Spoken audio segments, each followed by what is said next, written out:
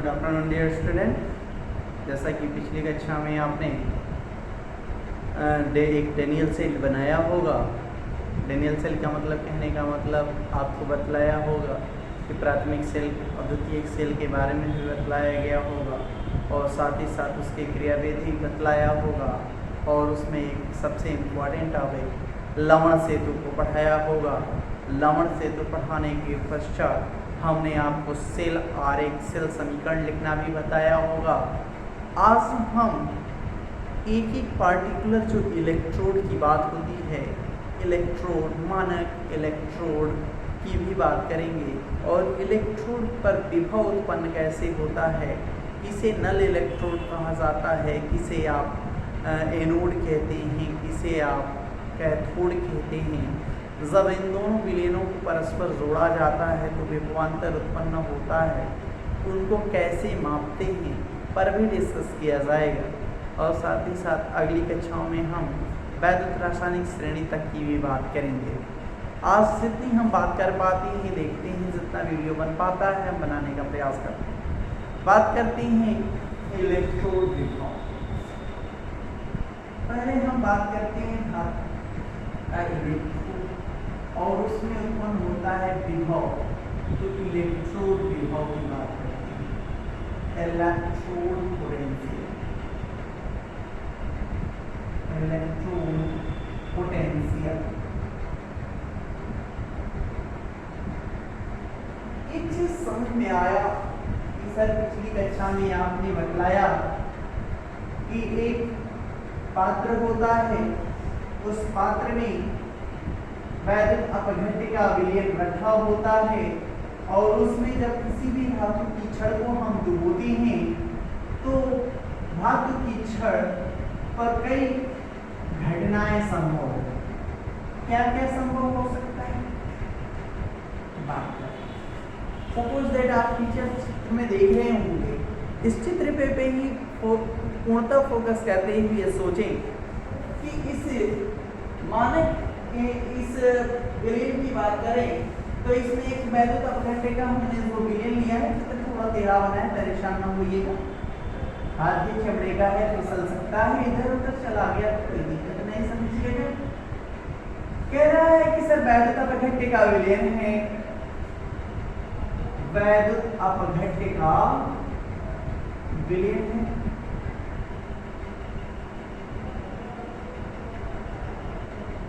इसमें किसी धातु की छड़ को डुबोया जाए। जैसे ही किसी धातु की छड़ को उसी धातु के लवणीय विलयन में डुबोते हैं तो संभावना नंबर 1 उत्पन्न होती है। संभावना नंबर 1 कि इस धातु इलेक्ट्रोड पर कोई आवेश ही उत्पन्न ना हो, न ये धनात्मक हो न ऋणात्मक हो, मतलब उस वैद्युत अपघट्य विलयन के प्रति इस इलेक्ट्रोड का कोई व्यवहार ही ना हो। सर इलेक्ट्रोड क्या है? तो इलेक्ट्रोड फिर से मैं कह रहा हूँ कि जब किसी धातु की छड़ को उसी धातु के लवणीय विलयन में डुबोया जाता है तो उस धातु का इलेक्ट्रोड बन जाता है।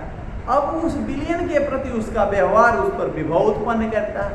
तो कंडीशन कह रहा हूँ, हम बात करें इलेक्ट्रोड विभव की, कह रहा है संभावना नंबर 1, यदि हमने किसी धातु की छड़ को उसी धातु के वैद्युत अपघट्य के विलयन में डुबोया, डुबोने के बाद उस इलेक्ट्रोड पर न कोई चार्ज उत्पन्न हुआ, विलयन के प्रति वो उदासीन रहा।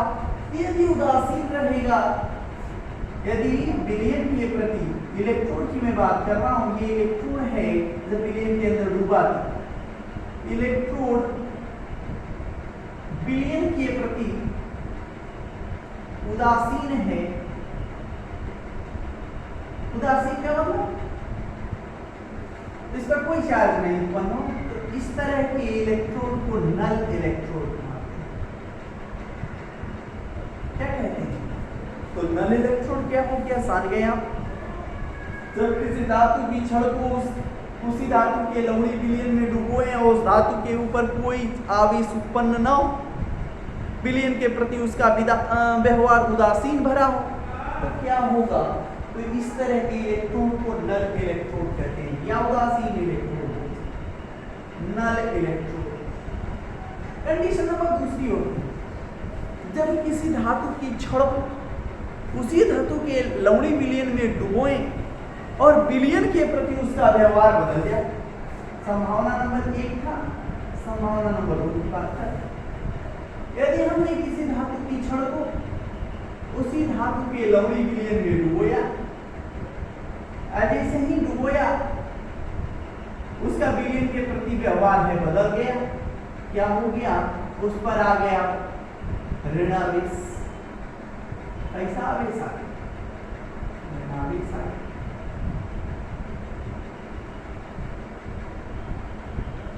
और विलयन पर कैसा आवेश आ गया, लसावेश आ गया। जैसा हो एक दूसरे का विपरीत हो तभी आप बोल पाएंगे। विलयन पर कैसा आवेश, लसावेश, और इस धातु की छड़ के ऊपर कैसा आवेश, ऋणावेश। तो जब दोनों विलयन और इलेक्ट्रोड के मध्य विभवांतर उत्पन्न हो जाता है, विभवांतर का एक प्लस हो गया एक माइनस हो गया, तो यहाँ पे कोई ना कोई रासायनिक अभिक्रिया शुरू हो गई।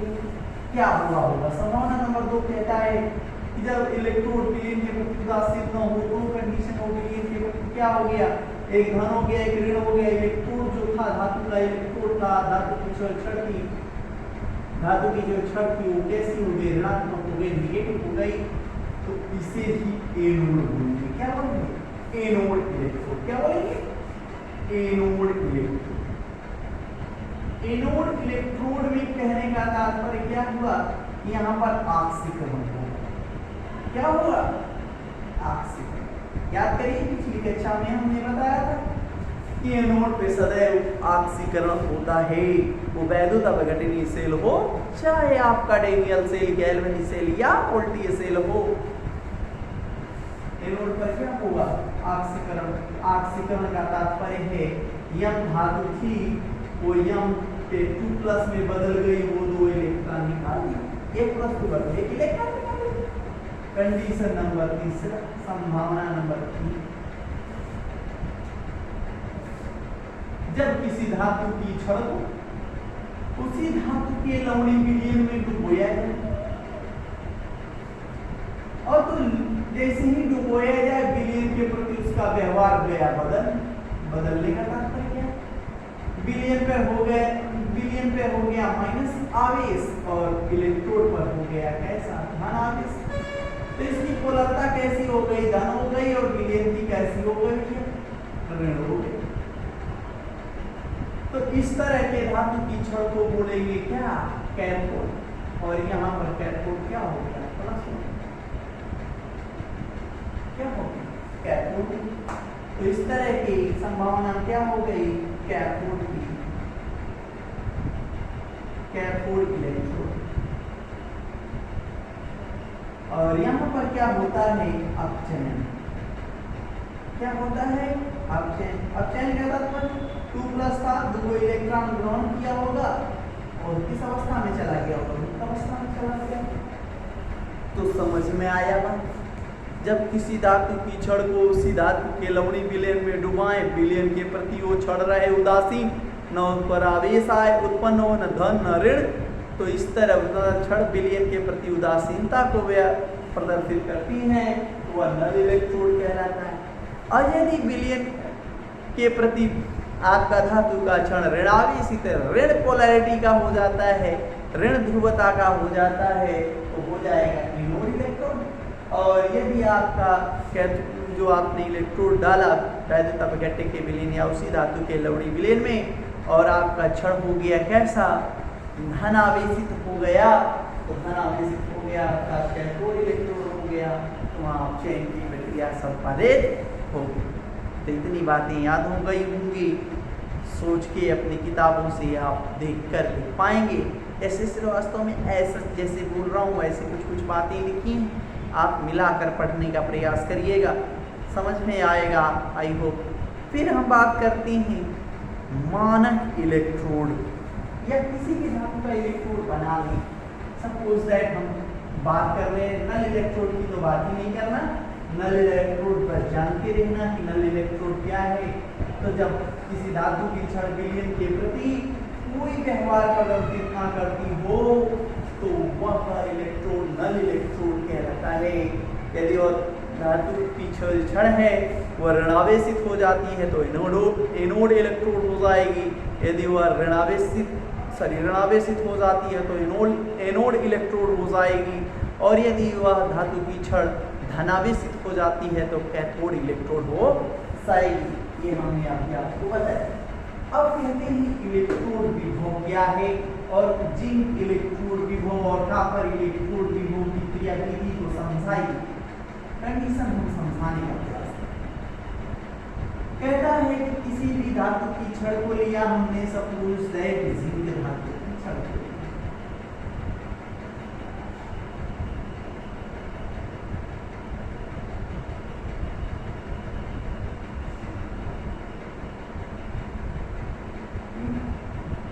ये कौन सी छड़ है? जिंक धातु की छड़ है, जिंक रॉड। और हमने इसमें जिंक सल्फेट का विलयन कर दिया।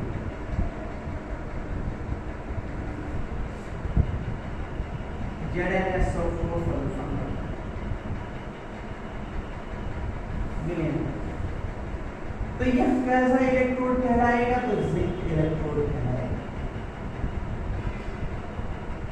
अब जैसे ही इस धातु की छड़ को, जिंक धातु की छड़ को जिंक सल्फेट विलयन में डुबोई और जिंक धातु की छड़ हो जाए ऋणावेशित और विलयन कैसा हो जाता है? धनावेशित। कैसा हो जाता है? धनावेशित। विलयन हो गया धनावेशित। तो अभी आपके कहने के कथनानुसार कौन सी यहाँ पे अभिक्रिया होगी? ऑक्सीकरण की अपचयन। तो सर जी आप ही ने बताया, जब आपका धातु की छड़ कैसी हो जाए? ऋणावेशित हो जाए, निगेटिव पोलैरिटी का हो जाए, निगेटिव पोलैरिटी का हो जाए तो ये इसका कार्य करेगी, एनोड का कार्य करेगी और यहाँ पर होगा ऑक्सीकरण। क्या होगा? ऑक्सीकरण। ऑक्सीकरण का तात्पर्य क्या है? अब यहाँ पर जो धातु की छड़ है वो इलेक्ट्रॉन का त्याग करेगी। क्या करेगी? इलेक्ट्रॉन का त्याग करेगी। तो जिंक इलेक्ट्रॉन का त्याग कर देगा तो Zn2 प्लस 2 इलेक्ट्रॉन हो गया ना ऑक्सीकरण। अब बात करते हैं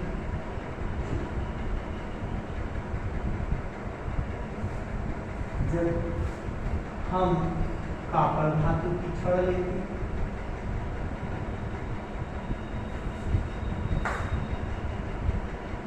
कॉपर धातु की छड़ को लेकर हमने कॉपर सल्फेट विलयन में डुबो दिया। कॉपर धातु की छड़ को हमने किसमें डुबो दिया? कॉपर सल्फेट विलयन में डुबो दिया। ये किसकी छड़ है? Copper rod. तो धातु की जो छड़ है वो विलयन के सापेक्ष धनावेशित हो जाती है।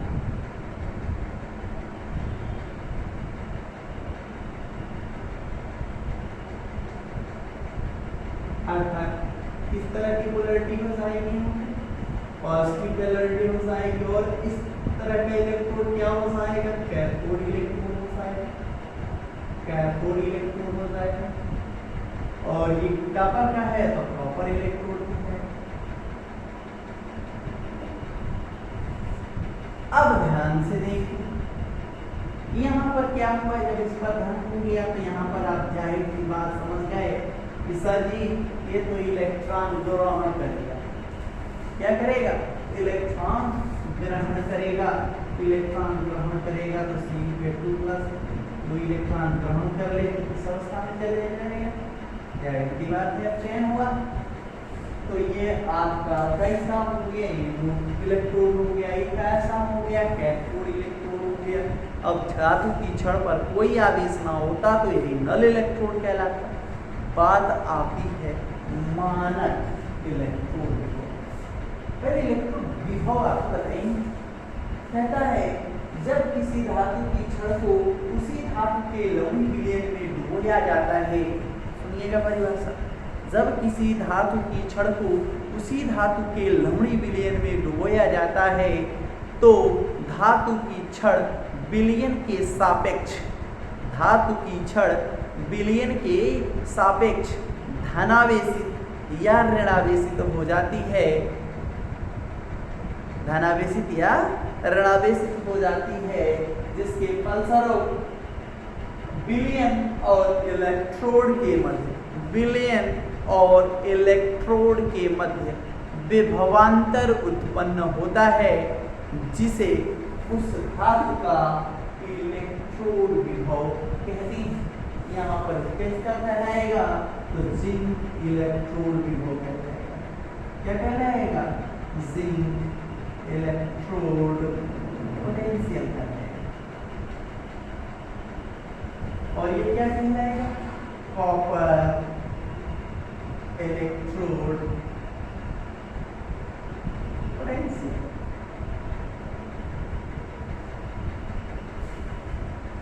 फिर से जब किसी धातु की छड़ को उसी धातु के लवणीय विलयन में डुबाते हैं तो धातु की छड़ विलयन के सापेक्ष धनावेशित या ऋणावेशित हो जाती है, जिसके परिणाम स्वरूप या फलस्वरूप विलयन तथा इलेक्ट्रोड के मध्य विभवांतर उत्पन्न हो जाता है, जिसे उस धातु का इलेक्ट्रोड विभव कहते हैं। अब आगे बात मानक इलेक्ट्रोड। अब कैसे डिफाइन करें? समस्या आती है, इसीलिए कहते हैं याद मत करना, समझने का प्रयास करो। Standard electrode potential set standard electrode potential कैसे बताओ? स्टैंडर्ड क्या है? तो स्टैंडर्ड शब्द जैसे ही जुड़ेगा दिमाग में दो बातें घुस जाएं। पहला, जो भी हम इलेक्ट्रोड लें वो 25 डिग्री सेंटीग्रेड ताप पर रखा हो, मतलब विलयन कितने डिग्री सेंटीग्रेड पर? 25 डिग्री सेंटीग्रेड ताप पर रखें। जो ये विलयन है वो स्टैंडर्ड विलयन हो, मानक ZnSO4 विलयन हो। कहने का मतलब मानक का मतलब 1 मोल प्रति लीटर Zn2 आयन सॉल्यूशन, मतलब ऐसा विलयन है जिसकी मोलरता कितनी हो? 1 हो। ऐसा विलयन ले लेंगे, ये मानक ले लेंगे, मानक, और 25 डिग्री सेंटीग्रेड ताप ले लेंगे। अब उसी धातु की छड़ को डुबोएंगे तो वही अब क्या हो जाएगा? स्टैंडर्ड जिंक इलेक्ट्रोड हो जाएगा। ये क्या होगा? स्टैंडर्ड कॉपर इलेक्ट्रोड हो जाएगा। और जो पोटेंशियल मतलब जो विभव उत्पन्न होगा तो क्या कहलाएगा? Standard zinc electrode potential. इसको बोलेंगे क्या? Standard copper electrode potential. समझ में आई बात? फिर से स्टैंडर्ड इलेक्ट्रोड पोटेंशियल की परिभाषा जानने के लिए किन किन बातों को ध्यान में रखना होगा? तो आपको याद रखना होगा, जो भी आप सेल ले रहे हैं अर्ध सेल, उसका ताप कितना होना चाहिए? 25 डिग्री सेंटीग्रेड ताप होना चाहिए या 298 केल्विन ताप होना चाहिए। दूसरा, उस जो इलेक्ट्रोड जिस भी आपको विलयन में डुबोया जा रहा है वैद्युत अपघट्य का विलयन, वो कैसा होना चाहिए? तो मानक इलेक्ट्रोड पोटेंशियल वाला, मानक आयन सॉल्यूशन वाला होना चाहिए, मतलब जिसकी मोलरता क्या हो? 1 m हो, 1 मोल प्रति लीटर हो, उस वैसा विलयन लेना होगा। और यदि गैसीय निकाय इलेक्ट्रोड का जो निकाय है, सिस्टम है, वो में गैस का प्रयोग किया जा रहा है तो उसका दाब कितना होना चाहिए? 1 atm होना चाहिए। अब इसको कैसे डिफाइन किया गया कि सर मानक शब्द आ गया तो हाइड्रोजन गैस है उसका भी मानक होना चाहिए, और उसके आधार पर हमने कुछ श्रेणियां बनाई हैं, नाम आएगा वैद्युत रासायनिक श्रेणी। तो हम नेक्स्ट टॉपिक जो बात करने वाले हैं वो मानक हाइड्रोजन इलेक्ट्रोड की बात करने वाले हैं। मानक हाइड्रोजन इलेक्ट्रोड, इसमें से जो नोट करना है नोट करना है।